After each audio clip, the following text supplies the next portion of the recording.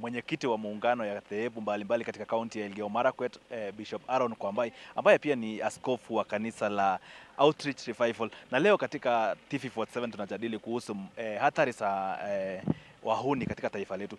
Karibu sana Bishop, uko live katika TV47. Leo katika TV47 tunajadili kuhusu hatari za wahuni katika taifa letu. Pengine nyinyi kama viongozi wa kidini umeshuhudia haya maneno yakifanyika, mnasema nini kuhusiana na masuala kama haya? Asante sana Fabian, tunashukuru Mungu kwa sababu ya hii nafasi, kwanza ya kwamba tunapata nafasi ya kuzungumzia mambo ya wahuni wanaotumiwa na viongozi ambaye ni ya kisiasa ambao pia wamefikisha hata mpaka pale kanisani. Na sisi kama viongozi wa kidini Fabian, tunasema tunasikitika sana kufikia hiyo kiwango ya kwamba viongozi wengine wanatumia wahuni ili pia waweze pia hakikisha kwamba mambo yao ama matakwa yao pia yanatimia.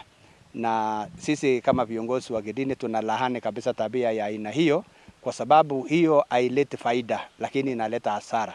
Na wakati ambapo wahuni wanaingia, maana wahuni si watu ambao wanatumana ya kwamba wanakuja ama hawako katika hesabu ya wale ambao wanakuja kuabudu, kwa sababu huduma zao hazihitajiki kwa wakati huo, na hakika wanaadhiri wale ambao wamekuja kutafuta ibada timilifu mbele ya Mwenyezi Mungu.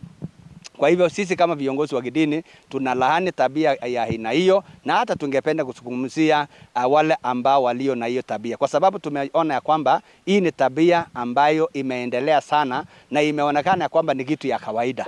Mtu kukiwa na mpinzani wako, akiwa na jambo lake ambao wako na mpango yake, huyu wengine anaenda mahali pale kumpinga na hata kupitia nguvu hizo za kutumia wahuni. Kwa hivyo sisi kama viongozi tunalaani kabisa, na tunasema kwamba hii nchi ni nchi yetu na sisi zote tunaweza kuishi pamoja kwa amani. Unaweza kufaulu bila kuangamiza wengine, unaweza kuinuka pasipo kutoa walio juu hata katika kiwango chao. Mungu ndiye anayeleta, aliye na mpango mzuri kwa ajili ya kila mmoja wetu. Pengine tu askofu samahani kwa kukatisha. Ningependa tu utoe wasia wako kuhusu maslahi ama haya mambo yanayoendelea pengine katika taifa letu la Kenya. Wewe kama askofu ama kiongozi wa kidini, unaona mwelekeo iko namna gani, na hatari ya hao wahuni kwa usalama wetu wa taifa letu iko namna gani?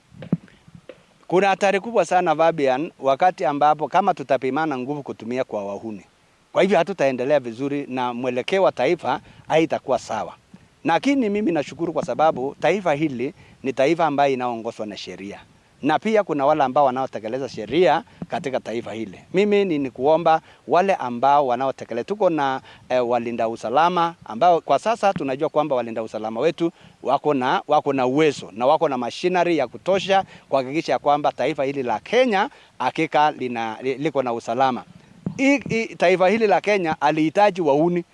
Taifa hili liko na arms na iko na multi-sectoral security teams. Kuna watu wengi sana, wahusika wengi sana wa usalama, kuanzia kwa ile mzee wa nyumba 10, viongozi wa nyumba 10 mpaka National Police Service na wale wote ambao walinda usalama katika taifa hili. Kwa hivyo mimi ni kuomba kusema kwamba serikali waweze kutumia ile arms ambayo iko kushughulikia usalama ya taifa hili, maana hawa wahuni, kwa mfano hawa wahuni ni watu ambao wanashughulikia maslahi ya mtu binafsi, si maslahi ya taifa. Asante sana. Askofu, kwa nusu dakika tu ningependa utazame kamera usungumze na hao viongozi wa taifa letu. Ungependa kuambia nini? Viongozi wetu ambao kwa neema ya Mungu tumepewa nafasi ya kuongoza kwa wakati huu na wananchi na Mwenyezi Mungu. Ni mimi kama kiongozi wa kidini, mimi ninaomba ya kwamba uongozi wa taifa hili ni Mungu ambaye ameweka. Tuweze kuheshimu viongozi ambao walio katika mamlaka, tuweze kuwasaidia na tuweze kushirikiana pamoja, lakini mambo ya kutumia wahuni, mwisho chochote apandacho mtu ndicho atakachofuna. Tukitumia wahuni leo, tukifikiria kwamba tutaangamiza wengine, mwisho itakurudia wewe. Ukitumia watoto ya wengine, kwa sababu wengine ambao ni hao wahuni, wengine wao wanatumia madawa ya kulevya, wengine wao hawana kitu ya kufanya kwa maisha yao.